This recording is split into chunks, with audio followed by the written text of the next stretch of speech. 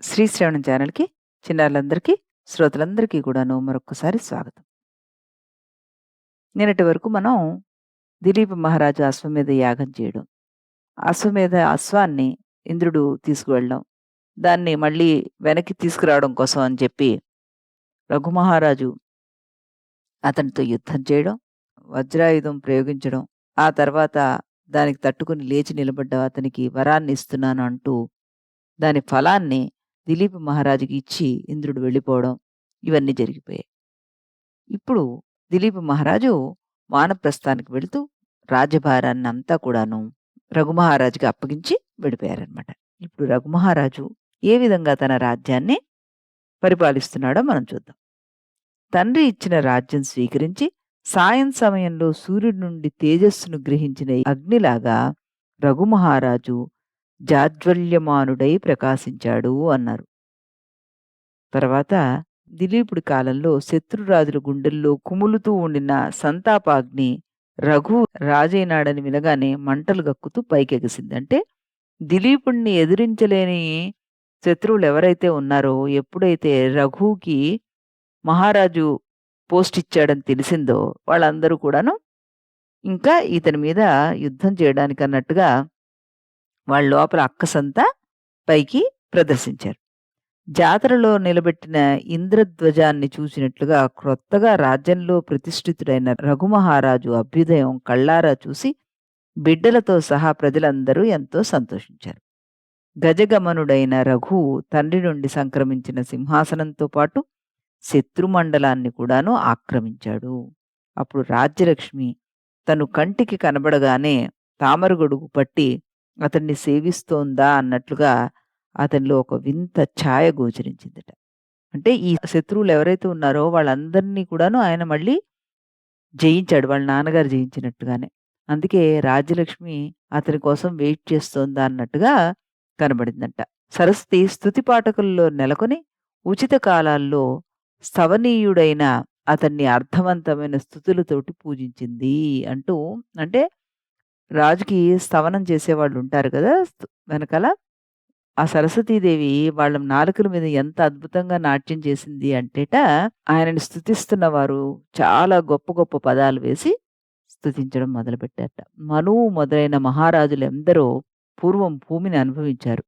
అయినా రఘువును ఆమె మొట్టమొదటి పతిలాగా ప్రేమించింది అన్నారు. భూమి ఎవరు? భూమిట. ఎక్కువ చలి, ఎక్కువ వేడి లేని మలయ మారుతంలాగా అతడు మిక్కిలి తీక్షణము, మిక్కిలి మృదువు కాని యుక్తదండం విధించడం వల్ల అందరి మనస్సులోనూ ఆయన చొచ్చుకుపోయాడు. అందరినీ ఆకట్టుకున్నాడు. కాపు కనిపించిన తరువాత మామిడి పూత మీద ఔత్సుక్యం తగ్గినట్లే గుణాధికుడైన రఘు పరిపాలన చవి చూసిన తర్వాత ప్రజలకు అతని తండ్రి మీద ఔత్సుక్యం తగ్గిపోయింది అన్నాడు. అంటే మనకి మామిడి పూత రాగానే మనకి దాని మీద ఇంకా పళ్ళొస్తాయి, దీనికి కొత్తగా పళ్ళొస్తాయి అన్నది మనకి అర్థమైపోతే, మనకి ఏ విధంగా అయితే దాని మామిడి చెట్టు యొక్క పూత మీద ఇంట్రెస్ట్ పోయి కాయ మీద ఇంట్రెస్ట్ పెరుగుతుందో, ఆ రకంగా రఘువు యొక్క పరిపాలన చూసిన ఈ ప్రజలందరికీ కూడాను దిలీపుడి కంటే ఈయనే ఎక్కువ బాగా కనబడుతున్నాడట. నీతివేత్తలైన అమాత్యులు అతనికి ధర్మయుద్ధం మొదలైన సత్పక్షాన్ని, కూటయుద్ధం మొదలైన అసత్పక్షాన్ని రెండిటిని బోధించారట. అందులో అతడు సత్పక్షాన్నే సదా అవలంబించాడు. ఇదే ధర్మనిరతం అంటే. ఆయన రెండూ నేర్పించారు. అటు అంటే వంచించి చేయడం అన్నది కూడా, అంటే యుద్ధాలు 2 రకాలవి నేర్పించారు వాళ్ళకి. కానీ ఈయన మాత్రం ధర్మపక్షమైన సత్పక్షాన్నే అవలంబించాడట. అతని పరిపాలనలో పృథివీ మొదలైన పంచభూతాలు మహోత్కృష్టంగా తన గుణాలను పెంపొందించుకున్నాయి.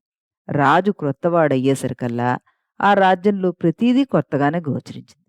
ప్రజలను ఆయన ఆహ్లాదపరిచేవాడు కాబట్టి చంద్రుడు అనే పేరు చంద్రుడికి, తపింపజేసేవాడు కాబట్టి తపరుడు అనే పేరుడు సూర్యుడికి సార్థకమైనట్లుగానే ప్రజలను రంజింపజేయడం వల్ల రఘువుకి రాజు అన్న పేరు సార్థకమైపోయింది.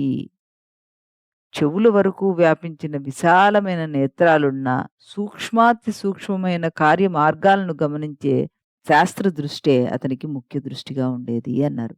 సూక్ష్మాతి సూక్ష్మమైన కార్యమార్గాలను గమనించే శాస్త్రం ఏం చెప్తుంది? ధర్మశాస్త్రం. దాని మీదే ఎక్కువ దృష్టి ఆయనకుండేదిట. అతడు రాజ్యంలో చక్కగా కుదురుకునేసరికి రెండవ రాజ్యలక్ష్మిలాగా పద్మ చిహ్నాలతోటి శరదృతువు సంప్రాప్తమైంది.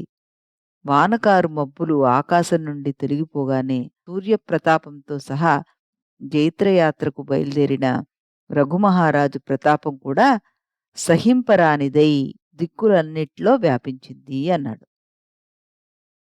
ఆ తర్వాత ఏమంటున్నారు? ఇంద్రుడు వర్షం కలిగించే తన ధనువు దించగానే రఘువు జయసాధనమైన తన ధనస్సును పైకెత్తాడు. ఇద్దరూ కూడాను ప్రజాక్షేమం కొరకు ధనస్సులను ధరించేవారే కదా! తెల్లదామర గొడుగుతో రెల్లుపూల వింజామరలతోనూ శరదృతువు రఘుమహారాజును అనుకరించేదే కాని అతని కాంతిని పొందలేకపోయింది అన్నారు. అంటే ఈయన వర్ణన చూస్తుంటే మనకి ఎంత అద్భుతంగా అనిపిస్తుందంటే, శరదృతువు అంటేనే చాలా చక్కటి ఆహ్లాదకరమైన వాతావరణం ఉండేది. కాంతి ఉంటుంది. అదొక రకమైన హాయి ఉంటుంది అందులో. ఆ ఋతువు కూడాను ఈ రఘుమహారాజుది యొక్క కాంతిని పొందలేకపోయింది అంటూ మన శరత్కాలంలోనే కదా అమ్మవారి నవరాత్రులు చేసుకుంటూ ఉంటాం మనం. ఆ ఋతువు ఎంత ఆహ్లాదకరంగా ఉంటుంది. ఎంత కాంతివంతంగా ఉంటుంది అంటే, ఆ ఋతువు కూడాను ఈయన కాంతి ముందు వెలవెలబోయింది అన్నాడు. ప్రసన్నముఖుడైన రఘువును, నిర్మల కాంతి గల చంద్రుణ్ణి ప్రజలు సమానానురక్తితోటి చూసి ఆనందించారు. రఘువు కీర్తి తమపై వ్యాపించినందువల్ల కాబోలు హంసలు, నక్షత్రాలు, తెల్ల కలువలు తోడి నీళ్లు తెల్ల తెల్లగా ప్రకాశించాయట. అంటే ఆయన కీర్తి ఎంత బాగా వ్యాపించింది అంటేట, హంసలు తెల్లగా ఉంటాయి. తెల్ల కలువలు తెల్లగా ఉంటాయి. నీళ్లు కూడా అలా తెల్లగా ప్రకాశించడం మొదలుపెట్టాయట. ఏమిటి ఈ నక్షత్రాలు కూడా తెల్లగా వాటి మీద వెళ్ళేసరికల్లా ఆ నీళ్లు కూడా అసలు తెల్లగా కనబడడం మొదలుపెట్టాయట. పైరు కాపరి పడతులు చెరుకు తోటల నీడల్లో కూర్చుని రఘుమహారాజు బాల్యమాదిగా చేసిన ఇంద్ర విజయాది వీరకృత్యాలను పాటలుగా పాడసాగారు. అంటే వాళ్ళందరూ ఆయన ఇంద్రుడితో చేసిన యుద్ధాన్ని పాటలుగా పాడుకుంటున్నారట.